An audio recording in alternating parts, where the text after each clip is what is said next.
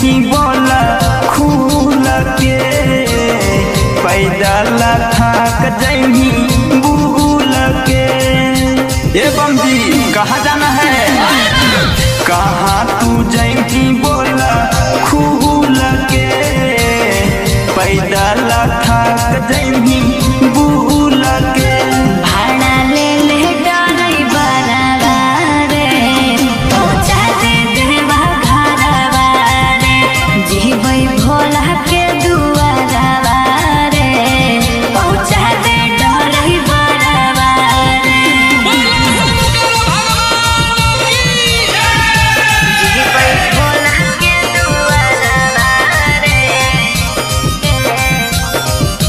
भाड़ा ले ले डरई बराबा रे पहुँचा दे देवा घरवा रे।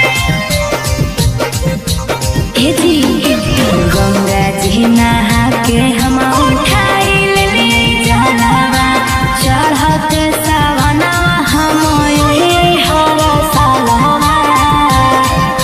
सुनते हैं गंगा जी नहा के हम उठाई लेलिए जलवा चढ़त सावनवा हम यही हर सालवा। सुन ले हमार पहले रूल के 2 किलोमीटर जही भूल के। ए बा, सुन ले हमार पहले रूल के 2 किलोमीटर जही भूल के। भाड़ा ले ले डरई बराबा रे पहुँचा दे देवा घरवा रे जीवई भोला के दुआरवा रे पहुँचा दे डरई बराबा रे।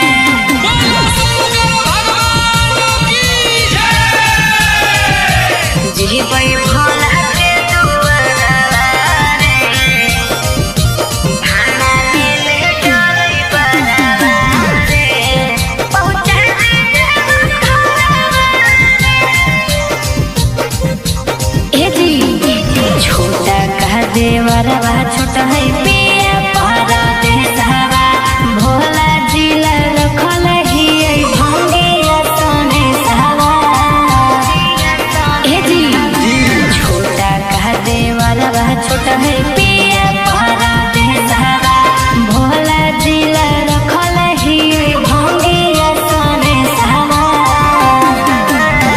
मुकेश राजा के एक सूलहा पीछे जो बैठ जो गाड़ी फूलहा।